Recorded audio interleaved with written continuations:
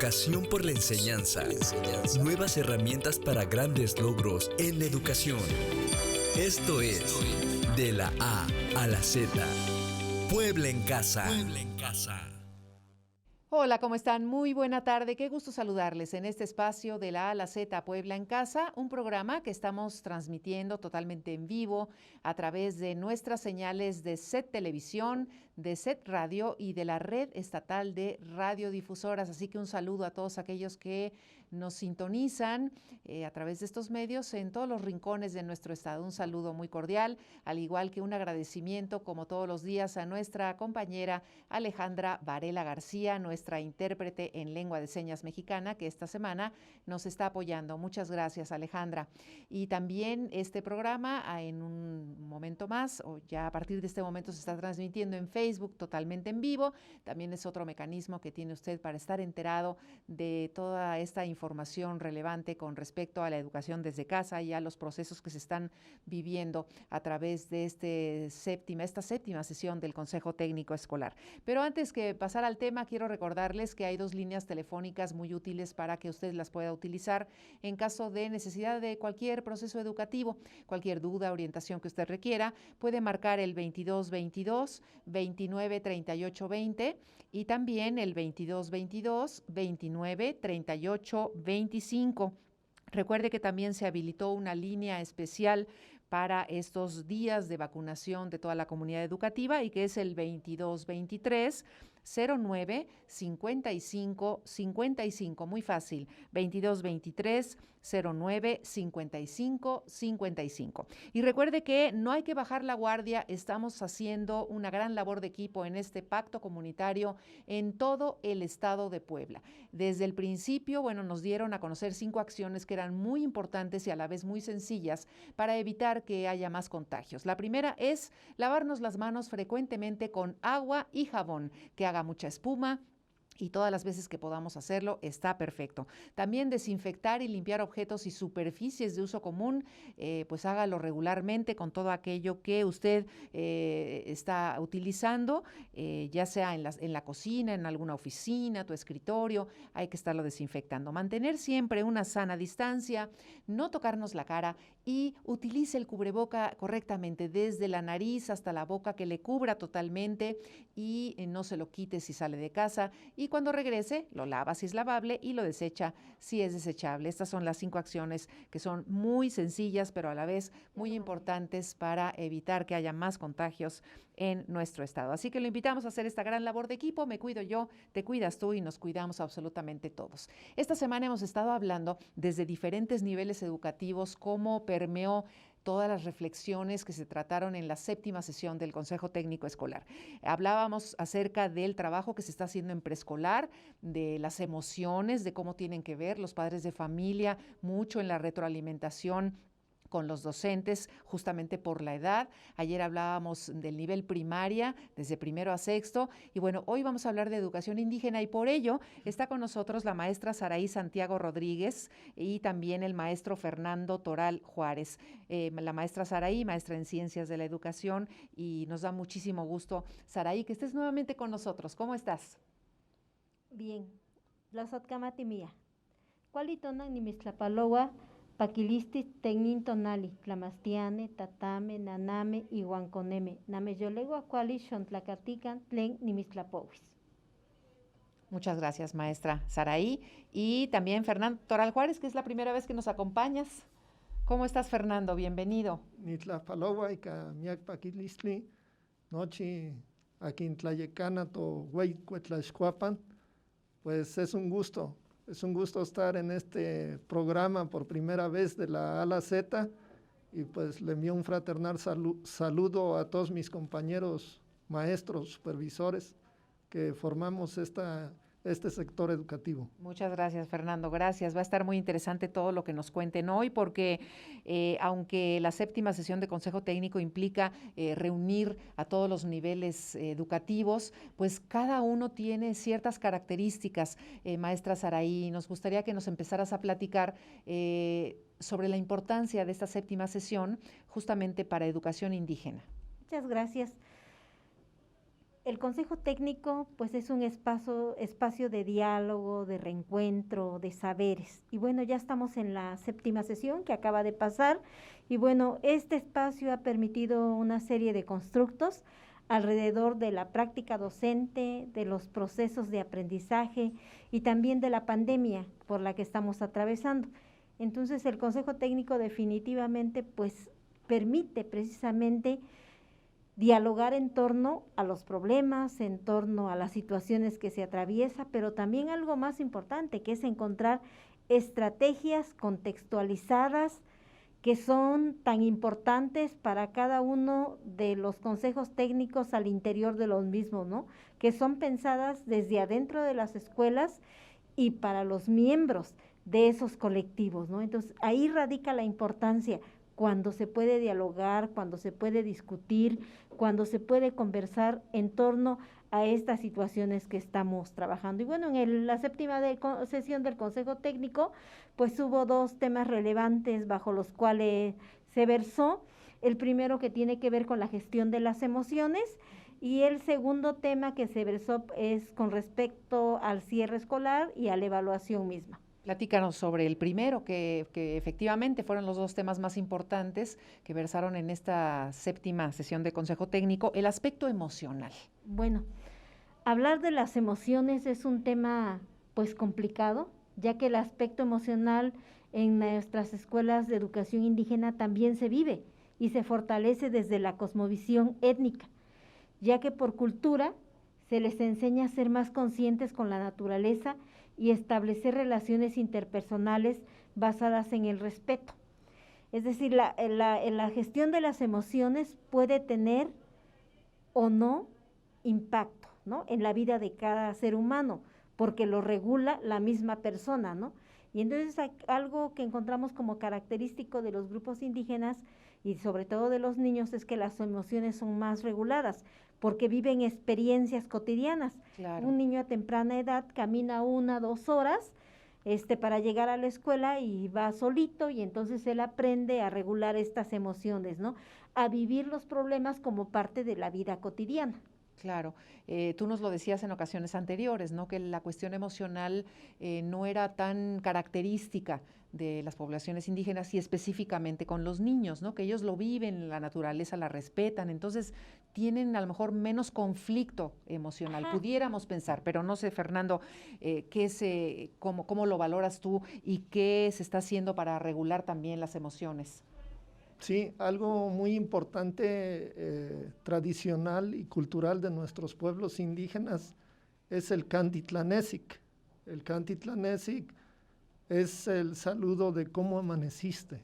Es algo muy popular o muy cultural, apropiado de nuestras comunidades y sobre todo que esa parte de cómo estás entra dentro de las emociones, cómo estás, cómo te sientes.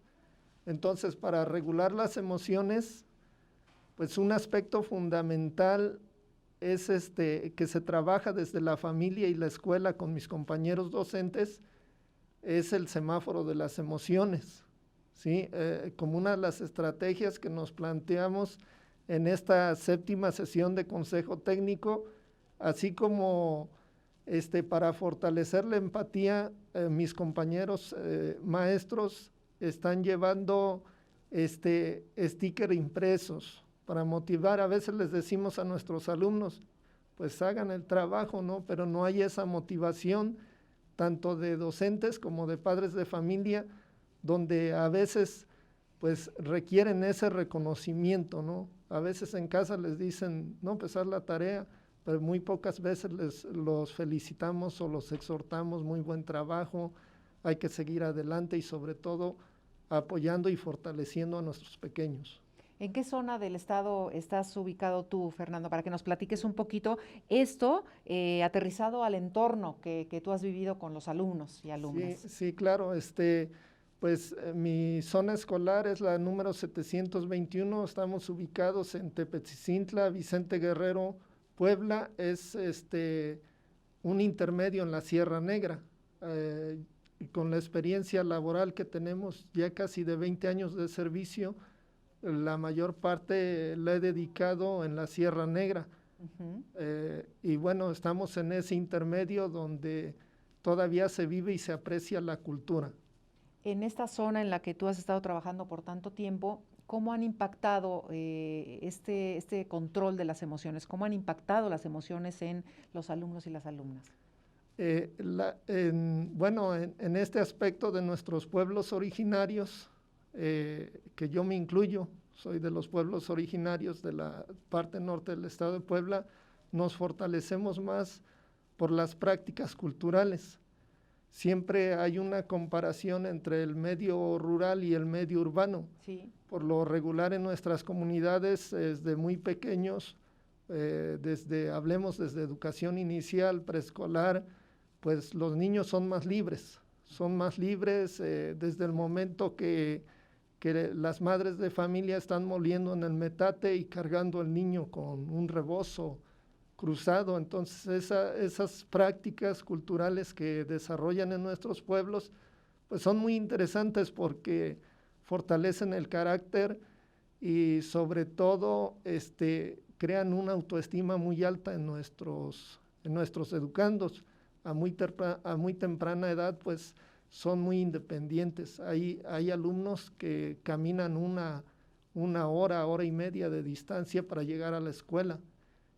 Ahorita desafortunadamente en este periodo que estamos viviendo de contingencia, pues se han abierto algunas brechas de desigualdad. Sin embargo, en esta ética del cuidado y la ética profesional de mis compañeros, pues se han acercado a esas familias, y yo creo que eso es digno de reconocer, el trabajo, la vocación de ser docente, y pues eso ha hecho que tengamos buenos resultados en esto del avance en los niveles de comunicación. Lejos de que dejen el estudio, nosotros logramos erradicar en la zona escolar alumnos intermitentes.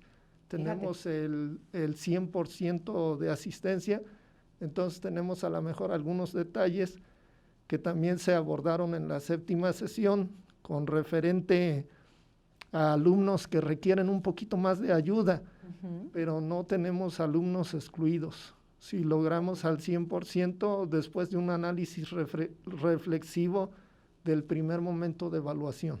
Esto es muy bueno, ¿no, maestra Claro. Saraí? La verdad es muy bueno. Y se ha dicho también esta palabra resiliencia, esta capacidad de adaptarse. ¿Cómo han trabajado sobre ello?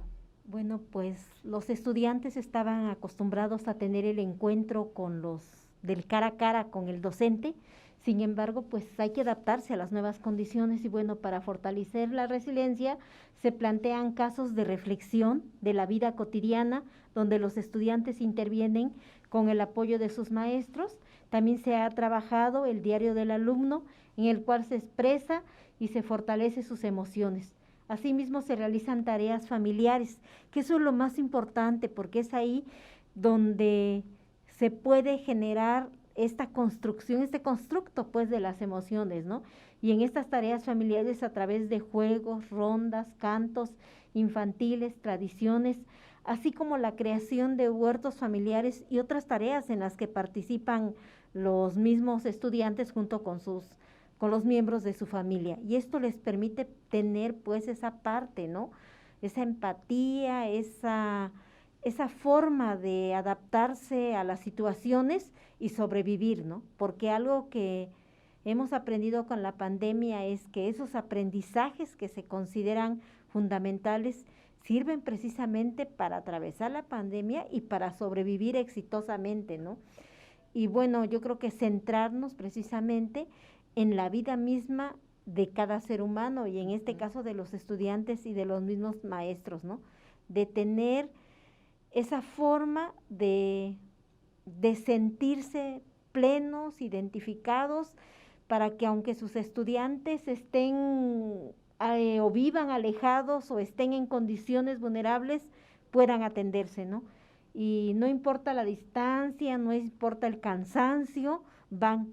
Y algo que me llama la atención de esta zona escolar es que se ponen de acuerdo y van junto con la persona que coordina la institución o la organización Y eso es importante porque van en grupos, se contagian el ánimo, Claro. se ayudan, se motivan. Eso va permeando, Y va ¿no? permeando, Se va ¿no? haciendo Y una red también importante. cuando alguno de los maestros por alguna circunstancia no puede estar en esta situación porque tiene una situación de vida más trascendental, pues los otros compañeros lo acogen y toman sus actividades, ¿no? Fíjate. Y suplen, y entonces encuentran situaciones que puedan permear precisamente a las mismas situaciones, ¿no?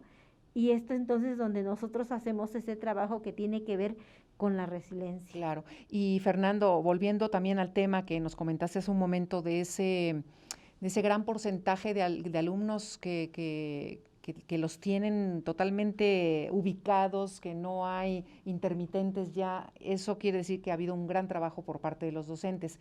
¿Qué cosas específicas han tenido que hacer los docentes para poder tener estos resultados tan benéficos?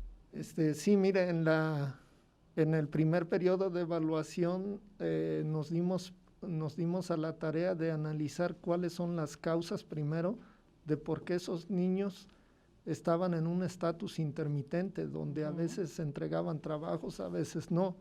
Sin embargo, el conocer el contexto y la realidad de nuestros alumnos, que yo así lo digo porque lo conozco, aquellos que viven cerca de la barranca, aquellos alumnos que caminan 1 hora de distancia, entonces no tienen señal de telefonía. Entonces, a esos alumnos que entran dentro de esa diversidad, la verdad es de reconocer a mis compañeros que establecieron la estrategia de visitas domiciliarias, usando los protocolos de sanitización y de seguridad en coordinación con el comité de la escuela. Entonces ellos han hecho una labor más personalizada, más especializada, y pues ello ha permitido que ningún alumno se quede afuera. Sí. Nos lo decías hace un rato, ¿no? Enviar frases motivacionales y muchas otras estrategias como las que estamos viendo en pantalla para todos aquellos que nos están viendo a través de televisión, pero para los que nos escuchan en radio, platícanos un poquito más de esto que han utilizado los docentes.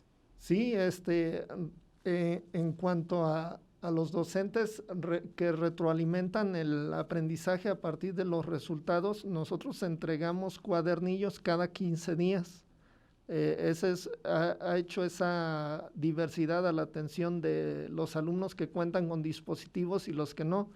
Y a partir de ello se hace una retroalimentación en las dificultades que ellos presenten, de manera ya más personalizada y estableciendo horarios de conectividad con algunos. Pero no nada más se ha quedado en el trabajo, sino también envían frases motivacionales. A mí me sorprende, hay un preescolar de Duraznotla y donde ha creado a través de estímulos muy creativos, como lo es el nivel de preescolar, con pequeñas artesanías donde van motivando y les van diciendo a los alumnos, sigue adelante, muy bien, te felicito. Con lápices han estimulado a los pequeños y pues eso, de esa manera, bueno, los alumnos se sienten muy motivados para continuar su estudio. Fíjate todo lo que se ha hecho. Además, maestra Saraí, estamos hablando de lugares de repente muy apartados, como nos dice Fernando, y que los docentes han tenido pues sus visitas a domicilio, ¿no? Sí, efectivamente, y también, aparte de las visitas que hacen a domicilio, porque ese es algo que es una característica ahorita durante la pandemia de educación indígena, algo que también llama la atención, que hay otros actores que intervienen, y nos llama ahí como un punto a destacar, es que, por ejemplo, las personas que venden tamales, que han colaborado, ¿no? Y bueno, otra de las estrategias o de las acciones con su perifoneo, y otra de las acciones... los que venden tamales van con su perifoneo, y los docentes piden que les ayuden, ¿no? Y esto es algo importante, pues sí, porque colaboran otros actores y con los recursos que se tienen al alcance, claro, que eso es lo más importante. Bueno, otra de las acciones de la estrategia que ha arrojado buenos resultados Son, decíamos, las visitas, pero para conocer el ambiente familiar Claro. donde viven los estudiantes, ¿no? Y tener un panorama más amplio, porque a lo mejor desde la escuela o desde lejos lo vemos distinto, ¿no? Diferente, claro. Y podemos juzgar inclusive cuando algún estudiante no manda sus tareas por medio de un sitio electrónico, ¿no? Sí, Pero claro. ya cuando los docentes se acercan y conocen la realidad, cambia la postura y cambia la estrategia, Por ¿no? supuesto. Y se sensibilizan, ¿no? Y pues nosotros nos sentimos contentos y orgullosos de nuestros compañeros que tienen esa posibilidad de ir, ¿no? Y esa disposición, y también son seres humanos como cualquiera, que también están expuestos, pero aquí la diferencia precisamente son esas emociones, y esas emociones positivas para poder tener esa empatía con sus estudiantes.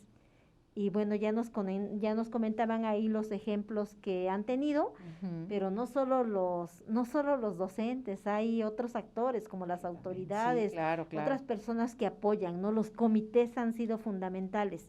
También. Ujú. Por supuesto que sí. Y seguramente ahí, Fernando, en el área en donde tú estás trabajando, ha habido ejemplos, testimonios muy importantes que se han dado a raíz, no sé, de una visita domiciliaria, por decir algo, ¿no? ¿Nos Sí, puedes compartir algo? sí, mire, yo siempre he dicho desde que ingresé en el nivel de educación indígena que para ser de educación indígena hay que hablar la lengua. Ujú, ¿Por qué? Porque es un elemento de comunicación vital.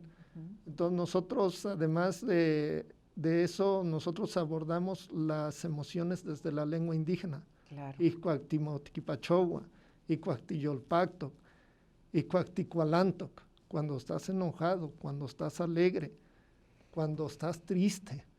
Entonces eso, cuando nosotros entendemos a nuestros alumnos en su lengua indígena, pues podemos intervenir de manera eficiente. Es un acercamiento Es un adicional. acercamiento, es un entendimiento, es Claro. conocer otra puerta, abrir otra puerta, otra ventana Claro. al conocimiento. Entonces, pues sí, como le digo, es muy importante y bueno, tratando esta parte de la resiliencia que nos decía el autor Boris en la sexta sesión, que es una continuidad, no es algo que se está aplicando apenas, sino ya le Sí, vamos claro. dando seguimiento. Decía el dolor es inevitable, Ujú. pero hay algo muy importante en nuestras comunidades que es el acercamiento a la naturaleza. Sí, Por naturaleza, los niños de nuestras comunidades indígenas tienen mayor experiencias de vida. Por ejemplo, cuando se les muere un gatito, sí, un animalito, Sí. claro.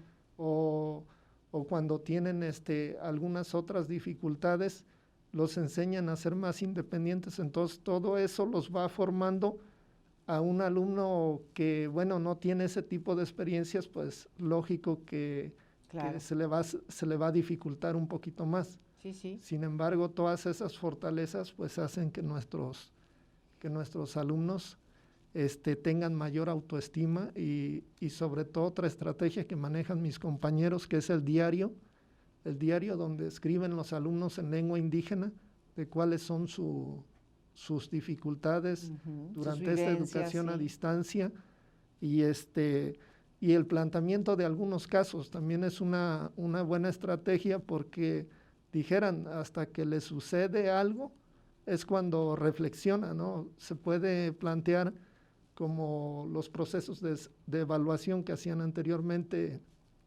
de Ceneval, que es planteamiento de casos. Ujú. Entonces, a partir de ello, el alumno pues ya empieza a identificar, bueno, ¿qué pasaría si repruebas un examen, por así decirlo, ¿no? Sí, claro. ¿Cómo lo manejas desde las emociones? Ujú. Entonces, desde luego, con la intervención, y yo siempre digo, debe de haber un brazo derecho. Si no hay un brazo derecho, pues como que se va uno más de lado. Pero siempre definitivamente es muy valioso el apoyo de los docentes Claro. y de los padres de familia, más aún en este periodo de contingencia. Así es. Y todo lo que acabas de mencionar justamente nos lleva a ser muy reflexivos y muy analíticos a la hora de qué evaluar, cómo evaluar y con qué evaluar, Saray. Así es. Definitivamente, si queremos evaluar para aprender y considerar a la evaluación como parte del proceso mismo de aprendizaje, entonces hay que romper esquemas. Claro.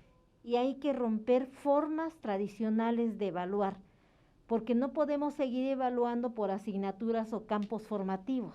Tenemos que hacer la evaluación mucho más holística. Y bueno, en este consejo técnico, rumbo al cierre del ciclo escolar, pues como tú ya mencionaste, se trabajó el qué evaluar, cómo evaluar y con qué evaluar. Y bueno, el qué evaluar, centrado precisamente en los aprendizajes fundamentales, ¿no? En esos que son importantes y que los estudiantes no pueden dejar de aprender, ¿no? Porque les sirven para la vida misma. Así y es. bueno, ¿cómo aprendemos? Aprendemos en la vida cotidiana y aprendemos al resolver problemas de la vida cotidiana. Y bueno, en este sentido, entonces, cuando se aprende a resolver problemas en la vida cotidiana, ahí se demuestra todo lo que se sabe, ¿no? Lo que se sabe hacer, lo que se puede hacer y para qué hacer, ¿no? Ahí se demuestra. Claro. Y no vamos evaluando por asignaturas o campos formativos, ¿no? Exactamente. Entonces aquí la tarea ahora principal es evaluar de manera integral y aparte en el hecho cotidiano. Ahí donde podemos encontrar rasgos de ciudadanía, ¿no? De eso, porque para los conocimientos o la currícula solamente son un medio, no son un fin. Claro. Y entonces todos los docentes tenemos que tener claro para qué evaluamos y además para qué enseñamos, ¿no? Exactamente. Y el cómo evaluar, me imagino que rompe paradigmas, rompe esquemas de lo que tradicionalmente se había hecho, Fernando. Claro que sí, miren, este segundo apartado que abordamos en el Consejo Técnico rumbo al cierre del ciclo escolar, pues ya vienen los procesos de evaluación, ya preparándose al fin del ciclo. ¿Cómo evaluar? Es algo muy importante porque como que hemos caído en esquemas lineales, ¿no? De todos los sistemas educativos. Claro. Ya sabemos que los instrumentos de evaluación, los exámenes, las rúbricas, las listas de cotejo, listas de verificación. Sin embargo, yo siento que el aprendizaje debe ser vivencial al igual que la evaluación. En esta parte nosotros como zona escolar trabajamos por proyectos didácticos a través de la propuesta del aprendizaje situado. Entonces sí, todo esto pues nos ha favorecido a evaluar de manera más vivencial. Yo siempre he dicho que ahorita es cuando más nos acercamos o cuando es la oportunidad. Les he dicho a mis compañeros, siempre hemos dicho que el aprendizaje debe de servir para la vida. Entonces ahorita pues sí, es una oportunidad porque los niños no están en la escuela. Entonces están más tiempo en su casa, se dedican a las prácticas culturales que ellos realizan en nuestras comunidades y pues eso hace que fortalezca más aún el aprendizaje. Y ahorita mencionaste varios formatos que tradicionalmente se han usado para la evaluación, pero ahora justamente con qué evaluar va a tener un elemento muy valioso, Saraí. Sí, el elemento, como decíamos, tan valioso de con qué evaluar, bueno, pues ahora tiene que ser más fijado en la parte cualitativa, más integral, y bueno, y entonces ahí trabajamos las fichas. Las fichas, tanto individuales como grupales, permiten precisamente esa descripción cualitativa de las fortalezas, pero también de las áreas de oportunidad. Claro. Y bueno, cuando el docente evalúa, no solo es para evaluar los aprendizajes de los estudiantes, sino le permite al mismo docente evaluarse la misma práctica docente, ¿no? Y entonces, con esa ficha, permite tomar decisiones pedagógicas para este momento y para finalizar el ciclo escolar. Así es. ¿Dónde necesitamos correr? Porque la brecha es ancha. Y esa ficha nos los permite. ¿Cómo cerramos, no? Claro. ¿Con qué cerramos para esos estudiantes? Y bueno, la ficha es muy importante, tanto la individual como la grupal. Y la grupal le va a permitir también al docente tener, pues, conocimiento pleno general del grupo. Saraí, muchísimas gracias, maestra Saraí Santiago Rodríguez, maestra en Ciencias de la Educación, a Fernando Toral Juárez, también maestro, muchas gracias, fue un placer tenerlos por aquí, como siempre, y agradecemos también a nuestra compañera Alejandra Varela García, nuestra intérprete en lengua de señas mexicana. Mañana tenemos una cita en punto de las 12 en este espacio de la A a la Z Puebla en Casa. Les deseamos que pasen una excelente tarde. Gracias. Esto fue De la A a la Z, Puebla en Casa. Un viaje por el conocimiento de las nuevas tendencias digitales en la educación.